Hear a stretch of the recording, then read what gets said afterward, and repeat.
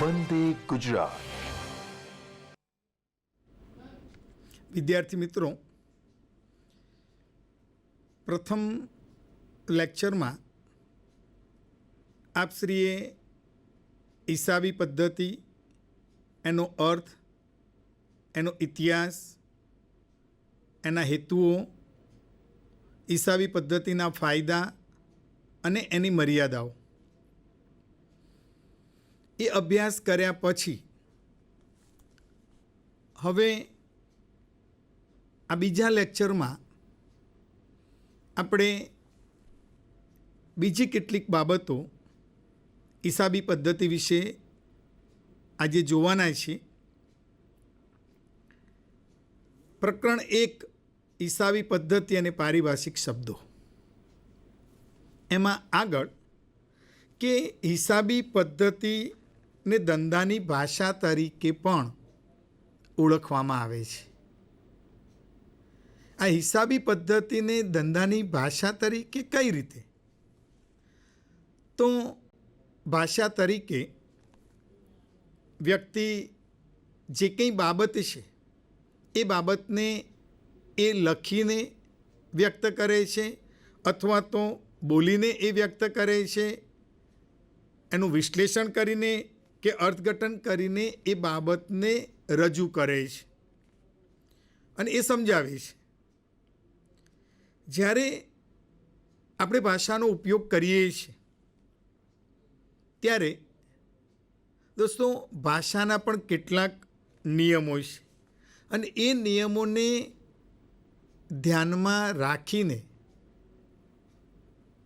આપણે એ રજૂઆત કરતા હોઈએ છીએ.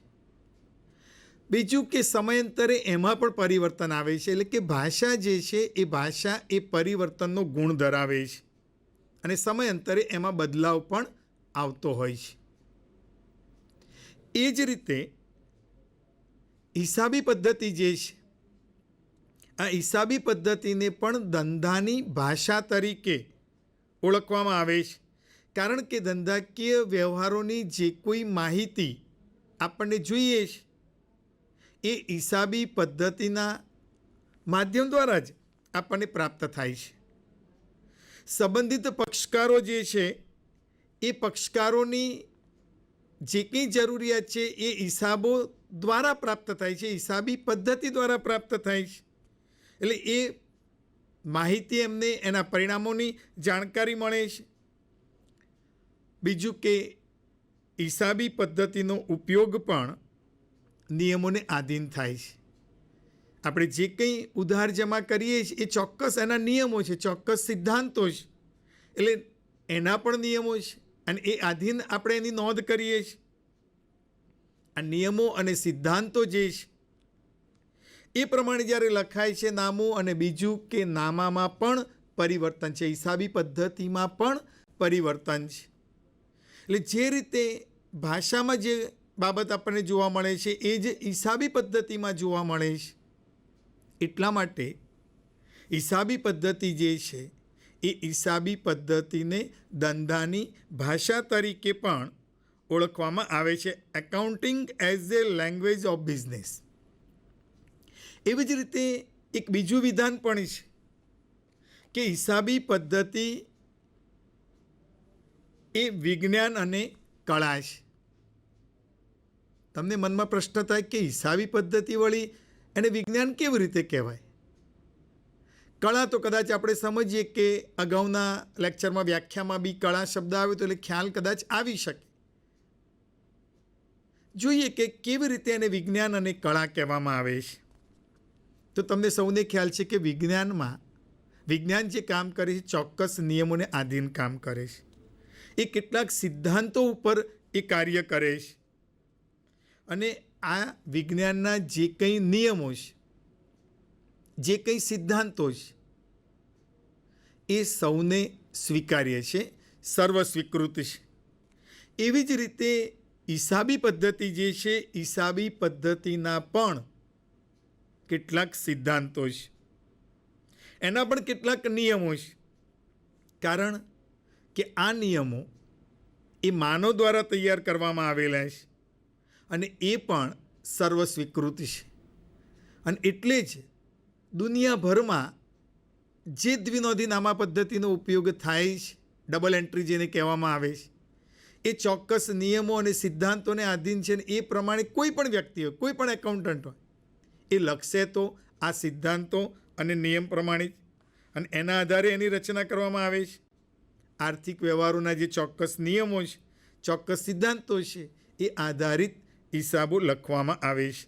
અને એ જે વ્યવહારો લખવામાં આવે છે એને આપણે વર્ગીકૃત કરીએ છીએ. એટલા માટે ભલે હિસાબો જુદી જુદી વ્યક્તિઓ દ્વારા તૈયાર થતા હોય, પરંતુ એનું પરિણામ જે છે ને, એ પરિણામ તો સરખું જ મળે.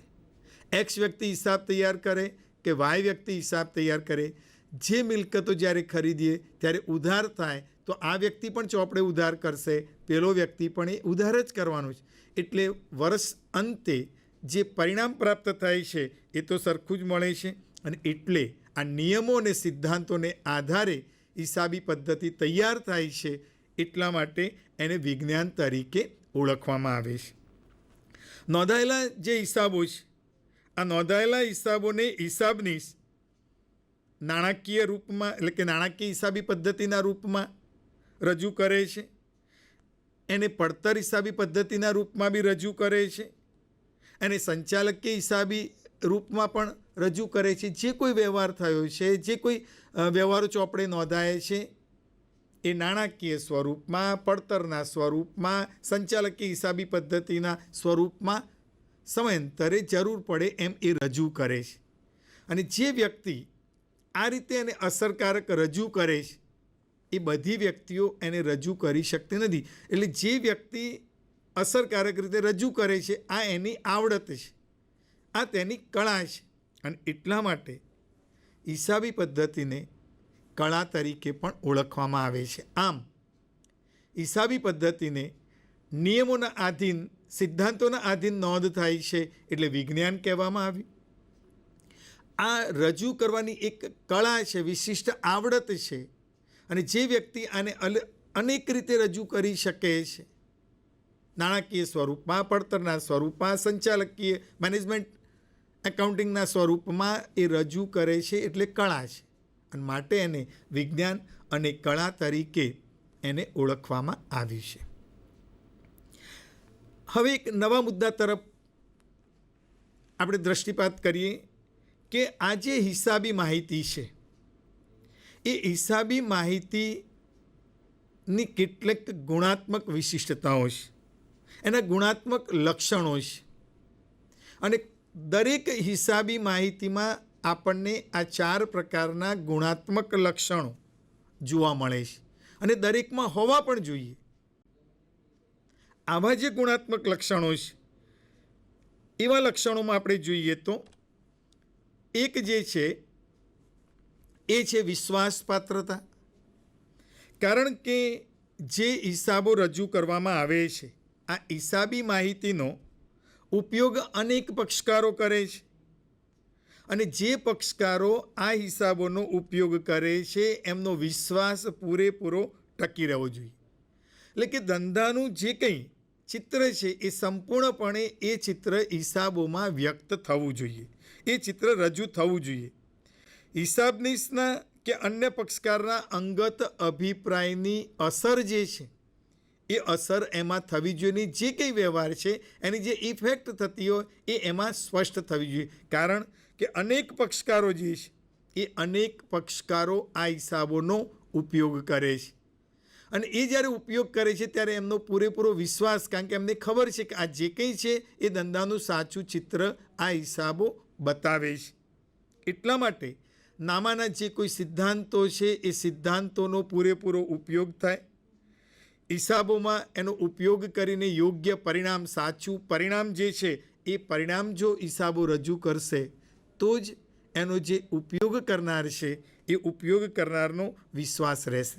અને એટલા માટે આ વિશ્વાસપાત્રતાનું જે લક્ષણ છે, એ લક્ષણના પેટા લક્ષણમાં રજૂઆત, તટસ્થતા, વિચાર વિવેક અને પૂર્ણતા જેવા પેટા લક્ષણો પણ આ ધરાવે છે.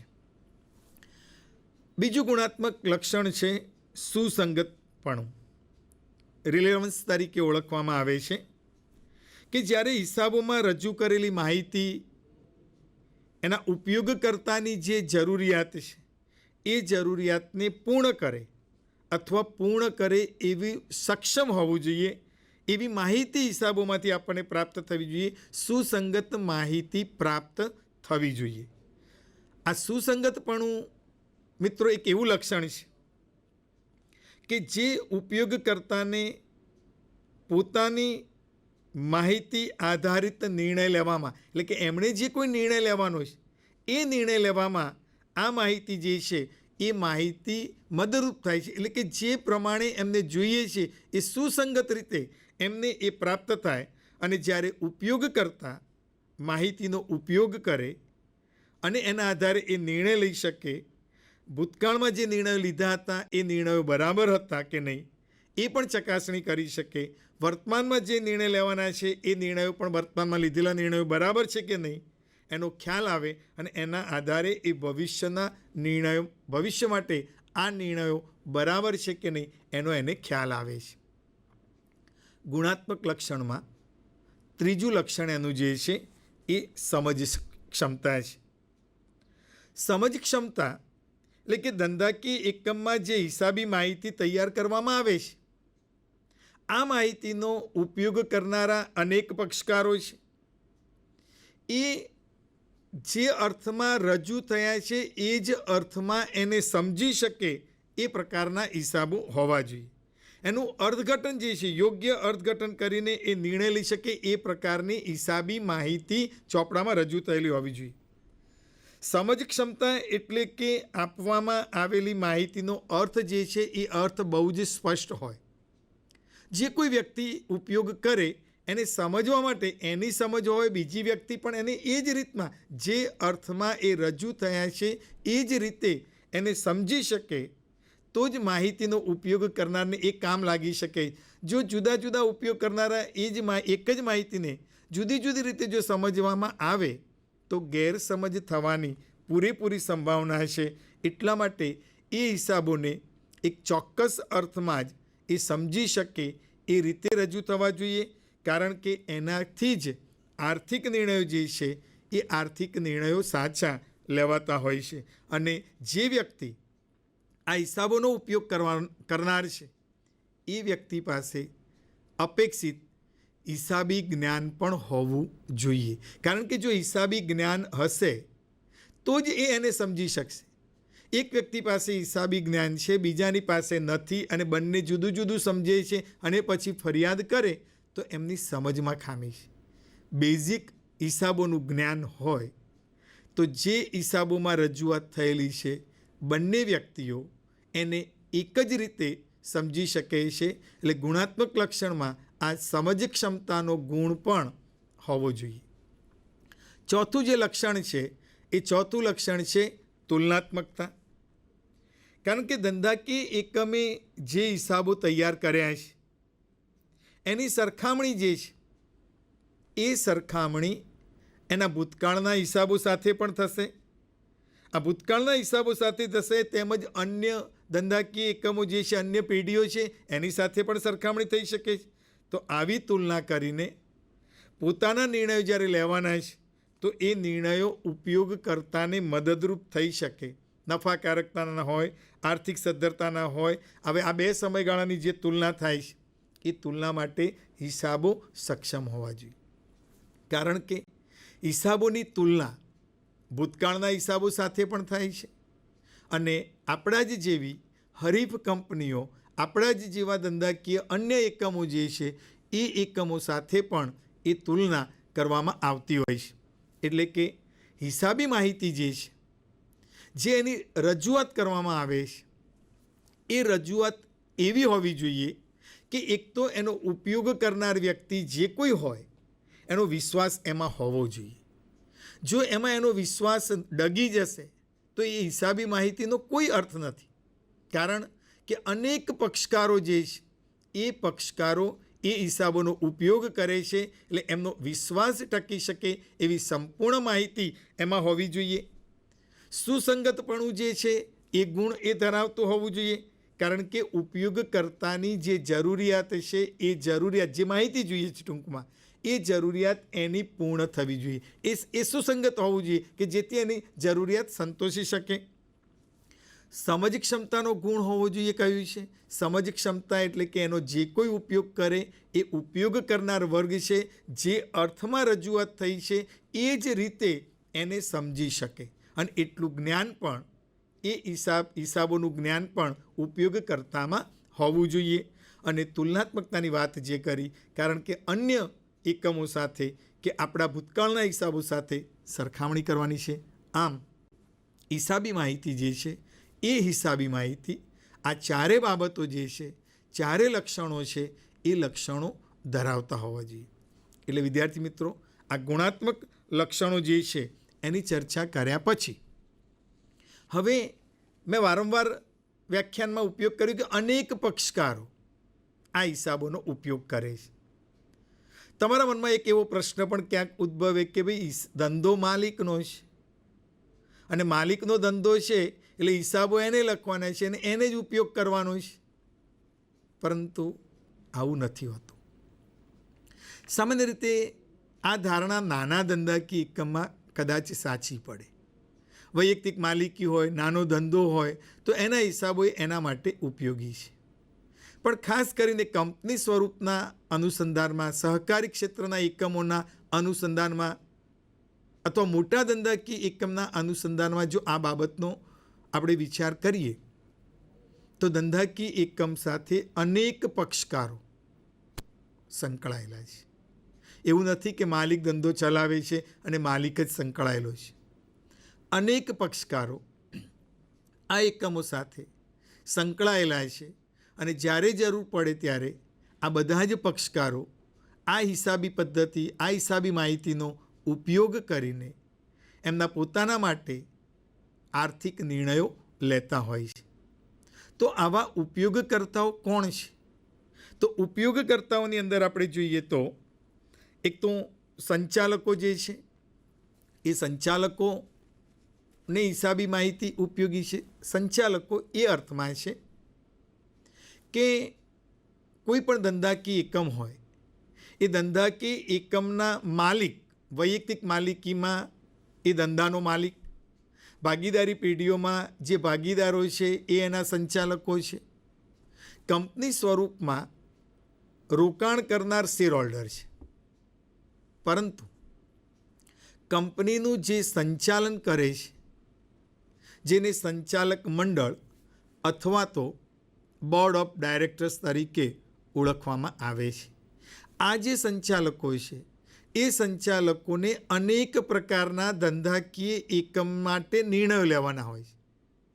અને એમાંય જ્યારે ખાસ કરીને આર્થિક નિર્ણયો લેવાના હોય, ધંધો ચાલુ રાખવો, ધંધો બંધ રાખવો, વેચાણ વધારવું, નફો કેવી રીતે વધારવો, ખર્ચ ઉપર અંકુશ ક્યાં મૂકવો, આવા કોઈ પણ પ્રકારના જ્યારે નિર્ણયો લેવાના છે એટલે સંચાલકો માટે પણ આ હિસાબી પદ્ધતિ જે છે એ હિસાબી પદ્ધતિ ઉપયોગી છે અને એ લોકો નિર્ણય લેતા હોય છે.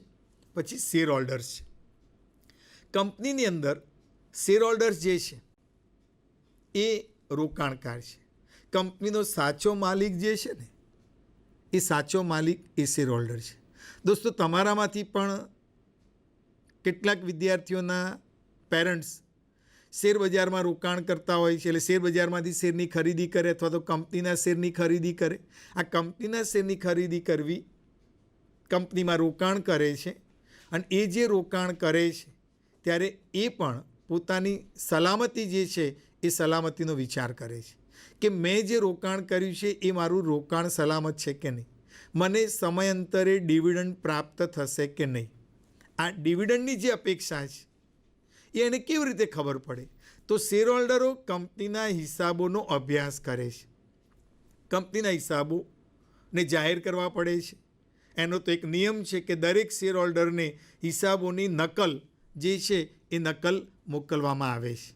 અને આ હિસાબો પરથી શેર હોલ્ડરો વિચાર કરે કે હવે કંપનીના શેર આપણી પાસે રાખવા અથવા વધારે બીજા ખરીદવા, ડિવિડન્ડ સમયસર મળશે, કંપનીનું ભવિષ્ય કેવું છે, અથવા તો શેર વેચી દેવા. આવા નિર્ણય એ શેર હોલ્ડર લેતો હોય છે. સંભવિત શેર હોલ્ડર. આ સંભવિત શેર હોલ્ડર એટલે કે કેટલીક વ્યક્તિઓ કંપનીમાં રોકાણ કરવા માગે છે. એને ઈચ્છા છે કે આ કંપનીમાં મારે રોકાણ કરવું છે. હવે કોઈના કહેવાથી રોકાણ કરીએ તો ક્યાંક મુશ્કેલીમાં પણ આવીએ. બજારની સ્થિતિ જોઈને એમ કે રૂપિયા રોકવાનો પ્રયત્ન કરીએ તો ત્યાં પણ કોઈક વખતે રડવાનો વારો આવે છે. આવા સંજોગોમાં જો ખરેખર કંપનીમાં રોકાણ કરવું હોય તો એ વ્યક્તિએ કંપનીના હિસાબોનો ઉપયોગ કરવો પડે. એ હિસાબો ઉપરથી કેટલીક ગણતરી કરીને એનું મૂલ્ય સમજીને આ કંપનીમાં રોકાણ કરવું કે કેમ, કંપની સમયાંતરે ડિવિડન્ડ આપણને આપશે કે કેમ, આપણું રોકાણ જે છે સલામત રહેશે કે કેમ, કંપનીનું ભવિષ્ય શું છે, એનો ખ્યાલ એ હિસાબી પદ્ધતિ ઉપરથી આવતો હોય છે. એટલે આ જે સંભવિત શેર હોલ્ડરનો વર્ગ છે એ રીતે હિસાબોનો ઉપયોગ કરે છે. લેણદારો છે. લેણદારો એટલે કે સામાન્ય રીતે ધંધાકીય એકમને એક તો ઉધાર માલ આપવાવાળા. લાખો કરોડો રૂપિયાનો ઉધાર માલ કંપનીઓને આ લેણદારો આપે છે. હવે જ્યારે ઉધાર માલ આપે છે ત્યારે એના નાણાં તો ભવિષ્યમાં મળવાના છે. હવે જો કંપનીની સ્થિતિ કેવી છે, જો સક્ષમ સ્થિતિ હશે તો કંપની સમયસર એ નાણાંની ચૂકવણી કરી શકશે. જો કંપનીની આર્થિક સ્થિતિ સક્ષમ નહીં હોય તો સમયસર નાણાંની ચૂકવણી નહીં કરે તો લેણદારને એ સહન કરવું પડશે. એટલે કે કંપનીને ઉધાર વેચાણ કરતાં પહેલાં કંપનીની સદ્ધરતાની ચકાસણી આવા લેણદારો કરતા હોય છે. અને એ ચકાસણી કરવા માટે કંપનીના હિસાબોનો એ ઉપયોગ કરે છે અને એના આધારે એ નક્કી કરે છે કે આ કંપની સદ્ધર છે, સક્ષમ છે, એને ઉધાર આપવામાં વાંધો નથી. અને આવી સલામતીને જાણીને એ કંપની સાથે વ્યવહાર કરે છે. એટલે આવા અનેક પ્રકારના જે લેણદારો છે એ લેણદારો પણ હિસાબોનો ઉપયોગ કરે છે. પાંચમો મુદ્દો છે કંપનીના કર્મચારીઓ. કંપનીના કર્મચારીઓ એટલે શું? તો જે કર્મચારીઓ, જે વ્યક્તિઓ કંપનીમાં નોકરી કરે છે, કંપની સાથે આ રીતે સંકળાયેલા છે, કંપની એ લોકો જે કંઈ કામ કરે છે કંપની એમને પગાર ચૂકવે છે. પરંતુ સમયાંતરે એ પગારમાં વધારાની અપેક્ષા કર્મચારી રાખતો હોય છે. એટલે કે પગારમાં વધારો છે, વધારાની ફેસિલિટી છે, અન્ય ભથ્થાઓ છે, સામાજિક સુરક્ષા માટે કંપની અમુક પગલાં લે, આવી ડિમાન્ડ, આવી માંગ કર્મચારીઓની હોય છે. પરંતુ આ માંગ ક્યારે સફળ થાય?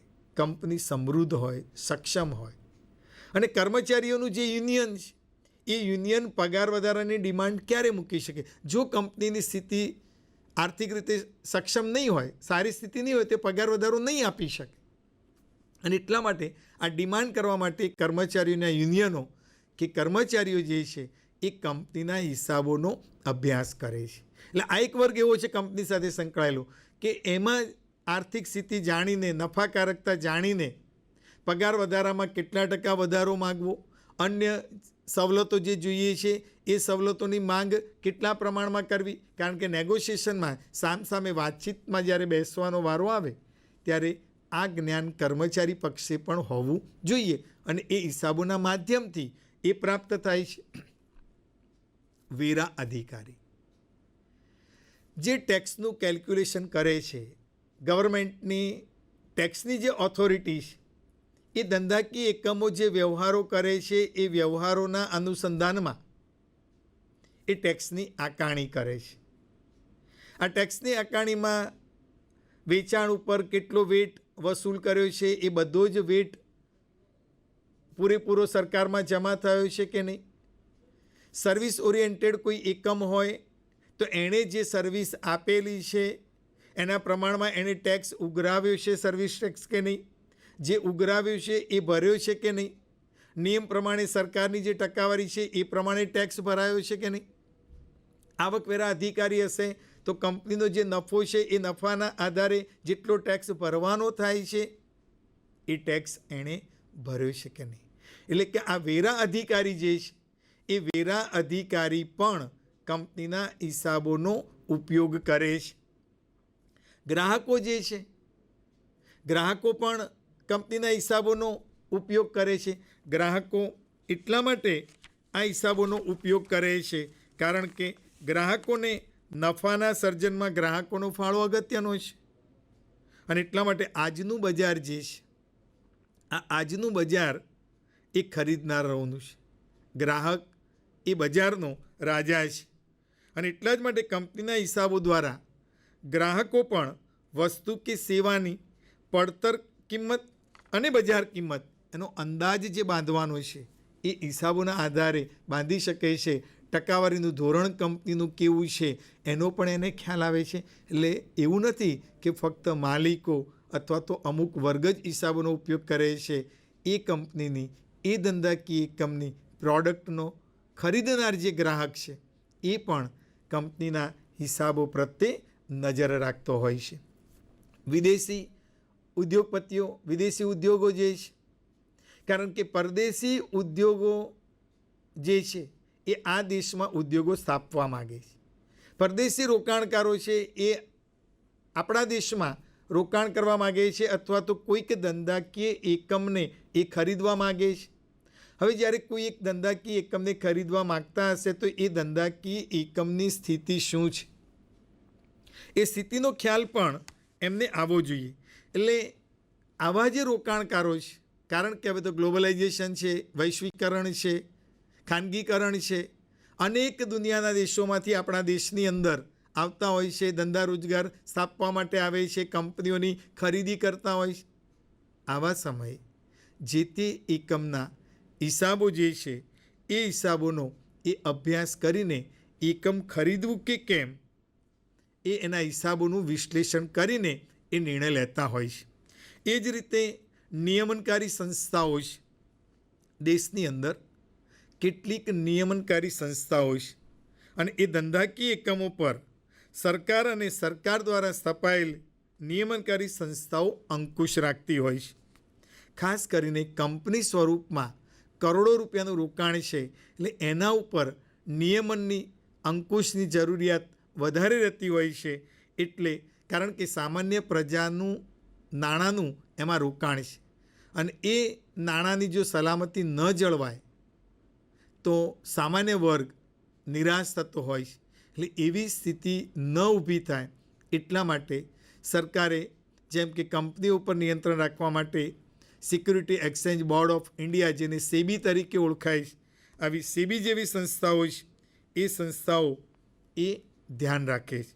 એ જ રીતે ઇરડા નામની સંસ્થા છે, insurance regulatory development authority of India. આ જે સંસ્થા છે એ સંસ્થા પણ એક નિયમનનું કામ કરે છે. તો આવી નિયમનકારી સંસ્થાઓ અંકુશ રાખે છે એટલે એનાથી હિસાબો ચોકસાઈબંધ, સાચા રજૂ થતા હોય છે. એના સંચાલકો છે એ સંચાલકો નિયમ પ્રમાણે કામ કરે, કોઈ અન્ય ઉચાપત કે એવું કંઈ કરે નહીં. એટલા માટે એમની ઉપર પણ એક અંકુશ મૂકી શકાય છે. વ્યવસાયી સંસ્થાઓ છે. આ વ્યવસાયી સંસ્થાઓ પણ એકમોના હિસાબો માટે નિયમો અને જોગવાઈઓ બહાર પાડે છે. પણ આ નિયમો અને જોગવાઈઓ બહાર પાડતી વખતે મોટા એકમોના હિસાબોનો અભ્યાસ પણ આવી વ્યવસાયી સંસ્થાઓ કરતી હોય છે.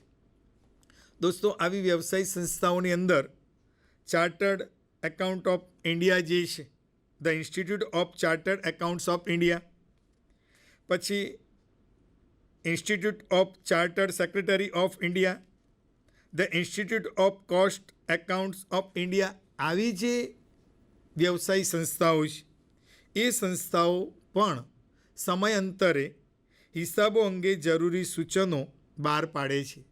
કંપનીઓની અંદર જે સ્ટાન્ડર્ડ છે એ હિસાબી ધોરણો એ આ પ્રકારની જે સંસ્થાઓ છે, આ વ્યવસાયી સંસ્થાઓ આ પ્રકારના ધોરણો બહાર પાડે છે, ગાઈડલાઈન બહાર પાડે છે, હિસાબોને રજૂ કરવાની કોઈક પદ્ધતિઓ હોય તો એ બહાર પાડે છે. અને આ રીતે આવી વ્યવસાયી સંસ્થાઓ પણ હિસાબોનો ઉપયોગ કરતા હોય છે. સંશોધકો અને વિશ્લેષકો જે છે એમના માટે પણ કંપનીના હિસાબો ઉપયોગી છે. કારણ કે હિસાબી માહિતીનો ઉપયોગ કરનારનો એક વર્ગ જે છે આવો કે જે લોકો ઉપયોગકર્તાનો કેટલીક માહિતી પૂરી પાડે છે. કંપનીની નફાકારકતા કેટલી છે, કોઈ પ્રકારનો ઇજારો એ ઊભો નથી કરતા, વધુ પડતું શોષણ નથી કરતા, વધુ પડતી નફાખોરી નથી કરતા. હવે એ કેવી રીતે ખબર પડે? તો આવા સંશોધકો અને વિશ્લેષકો છે એ હિસાબોનો ઉપયોગ કરીને કંપનીની આર્થિક સદ્ધરતા કેવી છે, એની નફાકારકતા કેવી છે એ માહિતી રજૂ કરે છે. કંપનીની આર્થિક સદ્ધરતા કેવી છે એની રજૂઆત કરે છે. સદ્ધરતા હોય તો આવી કંપનીમાં આટલું બધું રોકાણ છે, આવી જ સદ્ધરતા કેમ, એ અંગેનું સંશોધન કરે છે, વિશ્લેષણ કરે છે અને સમાજને એ માહિતી આપે છે. પણ ક્યારે માહિતી આપી શકે? જ્યારે હિસાબી માહિતીનો એ ઉપયોગ કરે છે ત્યારે. અને અંતમાં છેલ્લે સરકાર દ્વારા પણ હિસાબો ઉપયોગી છે, હિસાબી માહિતીનો ઉપયોગ કરવામાં આવે છે. કારણ કે દેશના કાર્યક્ષમ અને અસરકારક સંચાલન અને વહીવટી જવાબદારી નિભાવવાની જવાબદારી જે છે એ સરકારની છે.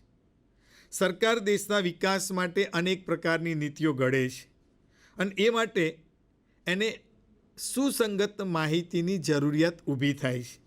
અને આ જરૂરિયાત એ કંપનીઓ દ્વારા જે હિસાબો રજૂ થયા છે એ હિસાબો દ્વારા એ માહિતીનું જુદી જુદી કંપનીના હિસાબોમાંથી એ માહિતીનું એકત્રીકરણ કરી અને સરકાર જુદા જુદા પ્રકારની નીતિઓ ઘડતી હોય છે. એટલે સરકારે જે પોલિસી જુદી જુદી રજૂ કરવાની છે, આ પોલિસી ઘડતર માટે કંપનીઓના કે ધંધાકીય એકમના હિસાબોમાંથી અમુક પ્રકારની અને જરૂરિયાતવાળી જે માહિતી છે એ માહિતી એ મેળવે છે અને પોલિસી ઘડતર કરે છે. આમ મિત્રો, હિસાબો જે છે એ હિસાબો એ ફક્ત ને ફક્ત માલિકો માટે જ ઉપયોગી છે એવું નથી. આ ચર્ચાના આધારે તમને એટલો ખ્યાલ આવશે કે આટલા બધા વર્ગના લોકો હિસાબોનો ઉપયોગ કરે છે. આ કેવળ હિસાબી સિદ્ધાંત પ્રમાણે, હિસાબી નિયમ પ્રમાણે ચોપડાઓ રાખ્યા, ચોપડાઓમાં નોંધ કરી, વર્ષના અંતે નફો નુકસાન શોધ્યું અને કામગીરી પૂરી થઈ એવું નથી. આ હિસાબો અનેક લોકોને ઉપયોગી છે. ખાસ કરીને નાના એકમો હોય તો બરાબર છે કે એના હિસાબો એ જાહેર કરવાના હોતા નથી. એને ક્યાંક જરૂર પડે ત્યાં એ ક્યાંક રજૂ કરી શકે, બાકી એ હિસાબો કંઈ જાહેર કરવાના હોતા નથી અને એના ઉપયોગકર્તામાં માલિક એકલો જ હોય છે. પરંતુ મોટા ધંધાકીય એકમો છે કે જે ધંધાકીય એકમોની અંદર કરોડો રૂપિયાનું રોકાણ છે, અબજો રૂપિયાનું રોકાણ છે, લાખો કર્મચારીઓ એની સાથે જોડાયેલા છે.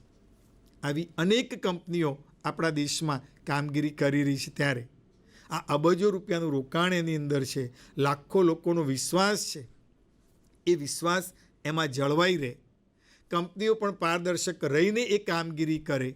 એટલા માટે આવા હિસાબો જે છે એ હિસાબોનો અનેક લોકો એનો ઉપયોગ કરતા હોય છે. આપણે ફરી જોઈએ તો સંચાલકો, શેર હોલ્ડર્સ, સંભવિત શેર હોલ્ડર, લેણદારો, કર્મચારીઓ, વેરા અધિકારી, ગ્રાહકો, વિદેશી ઉદ્યોગપતિઓ, નિયમનકારી સંસ્થાઓ, વ્યવસાયી સંસ્થાઓ, સંશોધકો અને વિશ્લેષકો અને સરકાર, આમ અનેક લોકો માટે માહિતી જે છે, હિસાબી માહિતી છે એ ઉપયોગી બને છે. અને એના આધારે આ તમામ વર્ગના લોકો એમને જે જરૂરી છે એ પ્રકારના નિર્ણયો લેતા હોય છે. દોસ્તો, આ બાબતોની ચર્ચા કર્યા પછી હવે આપણે જે બાબતની ચર્ચા કરવા જઈ રહ્યા છીએ એ એના પારિભાષિક શબ્દો છે. કારણ કે હિસાબી માહિતીમાં કેટલાક શબ્દોનો વારંવાર ઉપયોગ થતો હોય છે. દોસ્તો, તમારામાંથી કેટલાકના પેરેન્ટ્સ ધંધા રોજગાર સાથે સંકળાયેલા હશે, ક્યાંક પોતાની દુકાન હશે, ક્યાંક ભાગીદારીમાં ચાલતા હશે. તો ઘરની અંદર પણ જ્યારે વાતચીત થતી હોય છે ત્યારે આટલી મૂડી રોકી, આટલું રોકાણ કર્યું, આટલી મિલકતો ખરીદી, આટલું દેવું થઈ ગયું, આટલો વકરો થયો, આટલી ચૂકવણી બાકી છે, આટલું આ કામ કરવાનું છે, આટલી ઉપજ થઈ, આ વસ્તુની કોસ્ટ એટલે કે પડતર આટલી છે, દેવું આટલું છે, લેણું આટલું છે, આને લેણી ઊંડી કહી શકાય, આ દેવી ઊંડી છે જેની જવાબદારી છે. આવા અનેક શબ્દો તમે ક્યાંક ને ક્યાંક સાંભળતા હશો. એટલું જ નહીં, ક્યાંક સમાચાર પત્રોના માધ્યમથી પણ તમને આવા શબ્દો વાંચવા મળતા હોય છે. ત્યારે અત્યાર સુધી ધોરણ 10 સુધીનો અભ્યાસ કર્યો ત્યારે આવા શબ્દો ક્યાંય તમને સાંભળવા નહોતા મળ્યા. હવે સામાન્ય પ્રવાહમાં આવ્યા છો, કોમર્સમાં છો, નામાના મૂળ તત્વો એ આપણો એક મહત્ત્વનો વિષય છે. હવે લાઈફ ટાઈમ સુધી આ બધા જ શબ્દો તમને અવારનવાર ક્યાંક ને ક્યાંક સાંભળવા મળશે.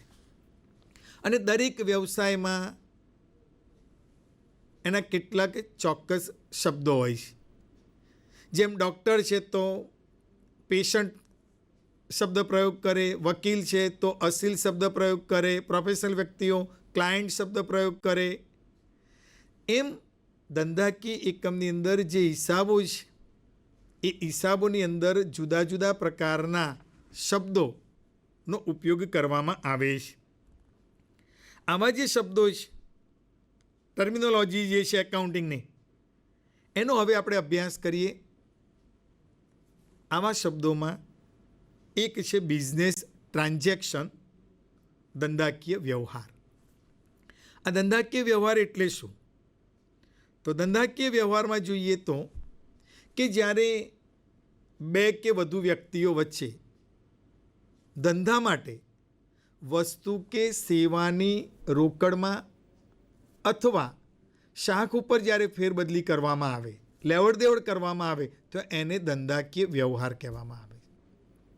બે કે તેથી વધુ વ્યક્તિઓ કે એકમો વચ્ચે વસ્તુ કે સેવાની લેવડ દેવડ કે જે નાણાકીય મૂલ્ય ધરાવે છે એને ધંધાકીય વ્યવહાર તરીકે ઓળખવામાં આવે છે. દોસ્તો, હિસાબી પદ્ધતિમાં જે વ્યવહારોની આપણે નોંધ કરીએ છીએ એ જે વ્યવહારો છે બધા જ ધંધાકીય વ્યવહારો છે. જો માલિકના પોતાના અંગત વ્યવહારો હશે તો આ અંગત વ્યવહારોનું નામું ચોપડે લખાતું નથી. ધંધાકીય એકમમાં જે વ્યવહારોનું નામું લખાય છે એ ધંધાકીય વ્યવહારોનું જ લખાય છે અને એ પણ નાણાકીય મૂલ્ય ધરાવતા હોય.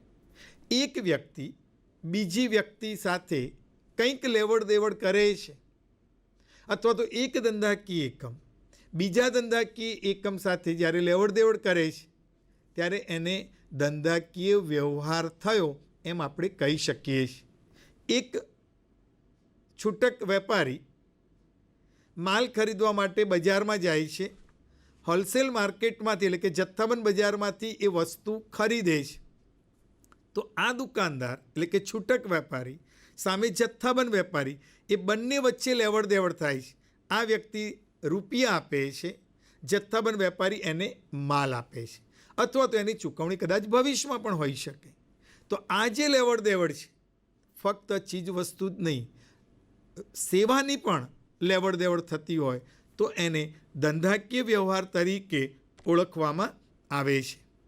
આ ધંધાકીય વ્યવહાર કેવો હોવો જોઈએ? ખાસ ધ્યાન રાખજો મિત્રો કે ધંધાકીય વ્યવહાર આર્થિક હોવો જોઈએ. આર્થિક વ્યવહારનું જ નામું ચોપડે લખાય છે કારણ કે આર્થિક વ્યવહારને જ નાણાંના મૂલ્યમાં માપી શકાય છે. ધંધાકીય વ્યવહારની મૂળભૂત શરત એ છે કે એનું નાણાકીય મૂલ્ય હોવું જોઈએ, એનું આર્થિક મૂલ્ય હોવું જોઈએ. બીજા અર્થમાં કહીએ તો એની કિંમત હોવી જોઈએ, એની વેલ્યુ હોવી જોઈએ. પેન હોય તો પેનના 20 કે 25 કે 30 રૂપિયા તો એનું આર્થિક મૂલ્ય છે. આ આર્થિક મૂલ્ય ધરાવતા આર્થિક વ્યવહારો જે છે, નાણાકીય મૂલ્ય ધરાવતા જે આર્થિક વ્યવહારો છે અને પાછા એ ધંધાના હોય તો એવા વ્યવહારોને ધંધાકીય વ્યવહાર તરીકે, બિઝનેસ ટ્રાન્ઝેક્શન તરીકે એને ઓળખવામાં આવે છે અને આવા વ્યવહારોનું જ નામું ચોપડે લખાય છે. ખાસ ધ્યાન રાખજો, ફરી એક વખત, આર્થિક વ્યવહારો જ કે જેનું નાણાકીય મૂલ્ય છે અને ધંધાના વ્યવહારો છે એ જ ચોપડે લખાતા હોય છે. ત્યાર પછી બનાવ કે ઘટના. આ બનાવ કે ઘટના શું છે? વ્યવહારમાંથી ઉદ્ભવેલી પરિસ્થિતિ અથવા તો પરિણામને બનાવ કહેવામાં આવે છે. બનાવને ઘટનાના સ્વરૂપે પણ આપણે ઓળખી શકીએ. આ બનાવ કે ઘટના એને સમજવા માટે માની લો કે 5,000 રૂપિયાનું આપણે વેચાણ કરીએ છીએ. આ વેચાણ એ આપણું કૃત્ય છે. હવે એ વેચાણ કરવા માટે જે માલ છે એ માલ આપણે ખરીદ્યો હશે, એને લાવતા ખર્ચ પણ થયો હશે. અહીંયા 3500 રૂપિયા એ માલની પડતર છે.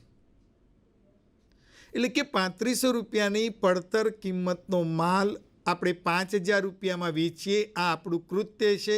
અને એ કૃત્યના કારણે આપણને 1,500 રૂપિયા નફો થાય છે. 5,000 અને 3500નો તફાવત જે છે એ આપણું પરિણામ છે 1,500 રૂપિયા. અને આ 1,500 રૂપિયા છે એ ઘટના છે.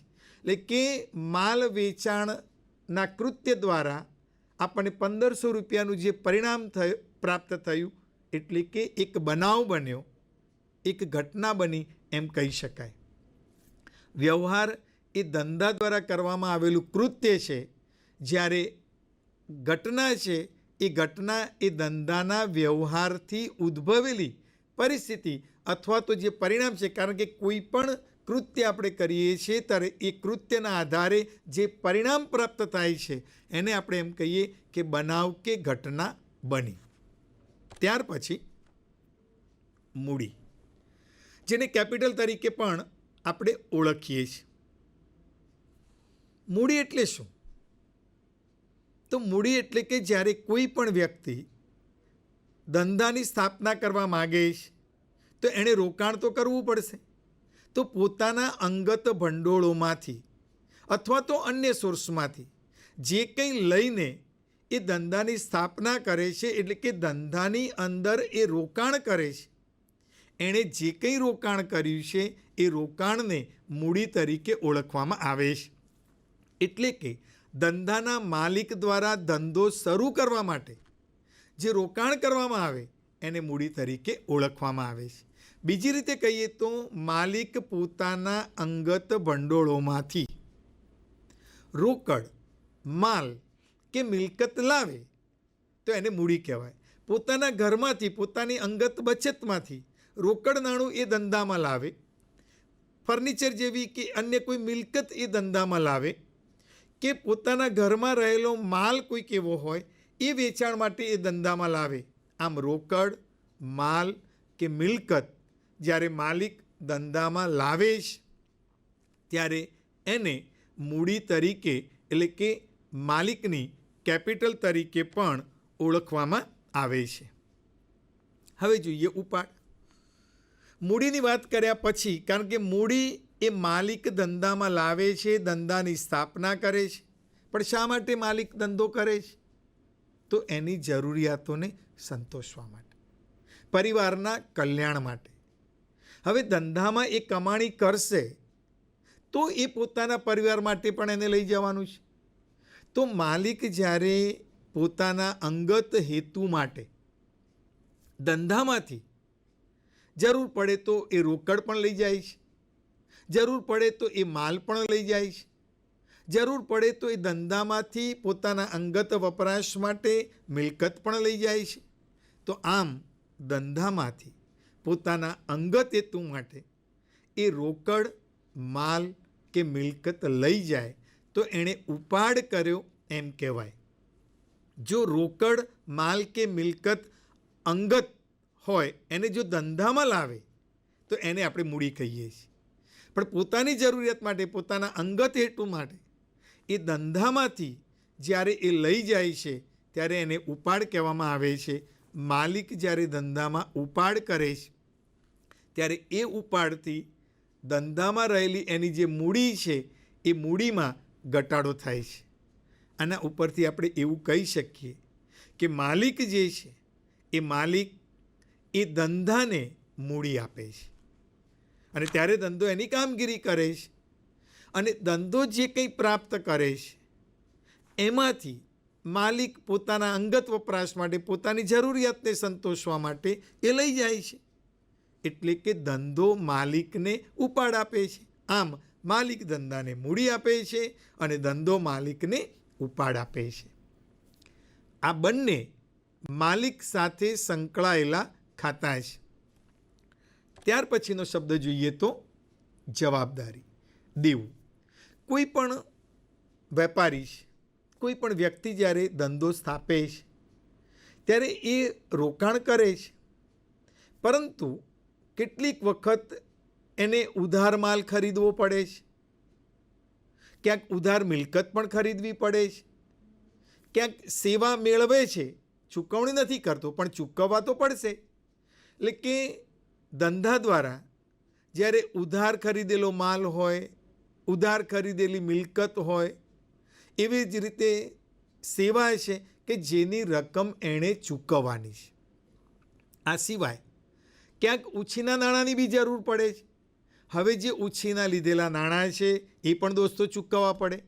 તો આવી ધંધાકીય એકમે જે કંઈ રકમ ચૂકવવાની હશે એ બધી જ રકમ એ એનું દેવું છે, એ એની જવાબદારી છે. ટૂંકમાં એવું કહી શકીએ કે ધંધાની બહારની વ્યક્તિઓને ચૂકવવાપાત્ર જે રકમ છે એ ચૂકવવાપાત્ર રકમને જવાબદારી તરીકે અથવા તો દેવા તરીકે ઓળખવામાં આવે છે. કોઈ પણ ધંધાકીય એકમ હોય, વધતા ઓછા પ્રમાણમાં એની પોતાની જવાબદારી તો હશે. અને આ જે કંઈ ચૂકવવાપાત્ર રકમ છે, કારણ કે ક્યાંક માલની બી ઉધાર ખરીદી કરવી પડે, ક્યાંક થોડાક સમય માટે મિલકતની પણ ખરીદી કરવી પડે. તો આવી જ્યારે રકમ, આવી વસ્તુ જ્યારે આપણે ખરીદીએ ત્યારે એની જે ચૂકવવાપાત્ર રકમ છે એને ધંધાનું દેવું, લાયબિલિટી અથવા તો જવાબદારી તરીકે એને ઓળખવામાં આવે છે. આવી જે જવાબદારી છે એને વર્ગીકૃત કરતાં જુદી જુદી રીતે એને વહેંચવામાં આવી છે. એમ કે ભાઈ સંબંધના આધારે જવાબદારીને બે ભાગમાં વહેંચાય છે. સંબંધના આધારે જવાબદારીને બે ભાગમાં વહેંચવામાં આવી છે. એક આંતરિક જવાબદારી અને બીજી બાહ્ય જવાબદારી. એટલે જે દેવું છે, દેવું આંતરિક પણ હોઈ શકે અને દેવું બાહ્ય પણ હોઈ શકે. હવે આંતરિક દેવું અથવા આંતરિક જવાબદારી એ કઈ રીતે? તો ધંધાના માલિકે રોકાણ કર્યું છે, તો ધંધાકીય એકમે એના માલિક પ્રત્યે જો કોઈ રકમ ચૂકવવાની હોય, એટલે કે ધંધાએ આમે હિસાબી દ્રષ્ટિએ માલિક અને ધંધો એ અલગ ગણવામાં આવે છે. તો ધંધાકીય એકમે એના માલિકને જે કંઈ પણ ચૂકવવાનું હોય એ ચૂકવવાપાત્ર જે રકમ છે, એવું જે દેવું, એવી જે જવાબદારી છે, એ જવાબદારીને આંતરિક જવાબદારી તરીકે ઓળખવામાં આવે છે. બીજું છે બાહ્ય જવાબદારી. બાહ્ય જવાબદારી એટલે કે ધંધાની સાથે સંકળાયેલા ત્રાહિત પક્ષકારો, માલિક સિવાય બહારના જે કોઈ પક્ષકારો છે એ બધા પક્ષકારોને આપણે ત્રાહિત પક્ષકાર તરીકે ઓળખીએ છીએ. એમને ચૂકવવાપાત્ર જે રકમ છે એને બાહ્ય જવાબદારી તરીકે ઓળખવામાં આવે છે. ઉધાર માલ ખરીદ્યો હોય તો એ લેણદારને રકમ ચૂકવવાની હશે. કોઈની પાસેથી મિલકતની ખરીદી કરી હશે તો એ ખરીદીની રકમ જે છે એ કદાચ ચૂકવવાની હશે. કોઈ વ્યક્તિ પાસેથી સેવા લીધી હશે તો એ સેવાનું મૂલ્ય રકમ ચૂકવવાની હશે. તો આ ત્રાહિત પક્ષકાર પ્રત્યે જે કોઈ રકમ ધંધાકીય એકમે ચૂકવવાની છે એ ધંધાકીય એકમ માટે બાહ્ય જવાબદારી તરીકે ઓળખવામાં આવે છે. આમ જવાબદારીને સંબંધના આધારે બે ભાગમાં વહેંચેલી છે, આંતરિક જવાબદારી અને બાહ્ય જવાબદારી. આંતરિક એટલે માલિક પ્રત્યેની, બાહ્ય એટલે ત્રાહિત પક્ષકારો તરફની છે. આમ ધંધાકીય એકમને જવાબદારીના બીજા ભાગમાં પણ એને વર્ગીકૃત કર્યું છે, જેને સમયના આધારે આપણે કહીએ છીએ. એમાં ચાલુ જવાબદારી અને બિનચાલુ જવાબદારી. આ ચાલુ જવાબદારી અને બિનચાલુ જવાબદારી એ કેવી રીતે નક્કી થાય? તો સમયના આધારે એ નક્કી કરવામાં આવે છે. સમયના આધારે એટલે કઈ રીતે? કે ભાઈ ચાલુ જવાબદારી એટલે કે જે જવાબદારીની ચૂકવણીનો સમયગાળો 1 વર્ષ કરતાં ઓછા સમયમાં હોય। આપણે 1 વર્ષ કરતાં ઓછા સમયમાં જે કોઈ જવાબદારી ચૂકવી દઈએ તો એને ચાલુ જવાબદારી કહેવાય છે।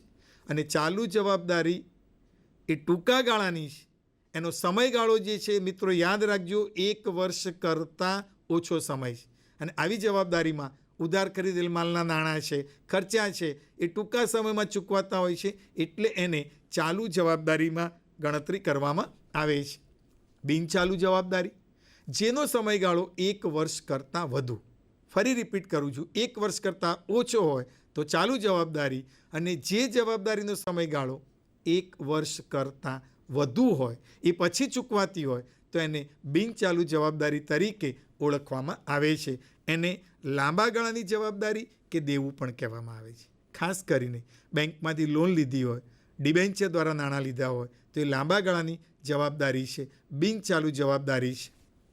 વિદ્યાર્થી મિત્રો, આપણે જે ચર્ચા કરી એનો સારાંશ જોઈએ તો હિસાબી પદ્ધતિ જે છે, હિસાબી માહિતી જે આપણી છે, એ માહિતીનો ઉપયોગ કોણ કોણ કરે છે, કોના કોના માટે એ જરૂરી બને છે, તો એમાં સંચાલકો પણ છે, શેર હોલ્ડર્સ પણ છે, સંભવિત શેર હોલ્ડર્સ જે ભવિષ્યમાં શેર ખરીદવા માગે છે એવા લોકો પણ છે, લેણદારો જે કંપનીને ઉધાર માલ આપવાવાળા છે અથવા અન્ય વસ્તુ આપવાવાળા છે એવા લેણદારો, સંસ્થાના કર્મચારીઓ પણ છે, ટેક્સ ઉઘરાવતા જે અધિકારીઓ છે, સરકારના જે વિભાગના એ વેરા અધિકારીઓ પણ હિસાબોનો ઉપયોગ કરે છે, ગ્રાહકો જે છે કંપનીના, એ કંપનીના ગ્રાહકો પણ કંપનીના હિસાબોનો ઉપયોગ કરતા હોય છે। એટલું જ નહીં, વિદેશી ઉદ્યોગો એ કંપનીમાં રોકાણ કરવા માગતા હોય તો એવા વિદેશી ઉદ્યોગો પણ હિસાબી પદ્ધતિમાં રસ લેતા હોય છે। સરકારની જે નિયમનકારી સંસ્થાઓ છે જેમ કે ઇન્સ્યોરન્સમાં IRDA છે, કંપનીઓ માટે સેબી છે, આવી નિયમનકારી સંસ્થાઓ પણ હિસાબોનો ઉપયોગ કરે છે। વ્યવસાયી સંસ્થાઓ એટલે જેવી કે chartered accountant institute of India છે, કંપની સેક્રેટરી સંસ્થા છે, ICWA છે, આવી વ્યવસાયી સંસ્થાઓ પણ હિસાબોનો ઉપયોગ કરે છે।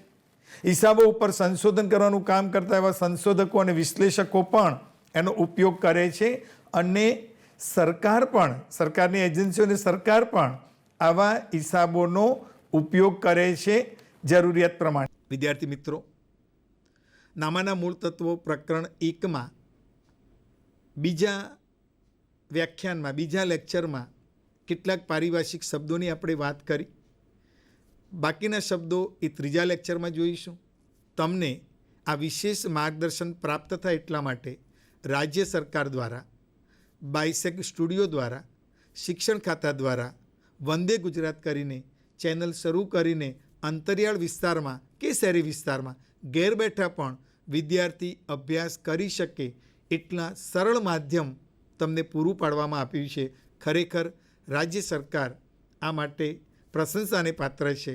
હું મુકેશ પટેલ, કામેશ્વર વિદ્યાલય, અમદાવાદ ખાતે ઉચ્ચતર માધ્યમિક વિભાગમાં જ્યારે મારી કામગીરી બજાવું છું ત્યારે હું ખૂબ ખૂબ અભિનંદન રાજ્ય સરકારને, શિક્ષણ ખાતાને અને બાયસેગ સ્ટુડિયોને અભિનંદન પાઠવું છું કે આટલી સરસ વ્યવસ્થા એણે કરી છે।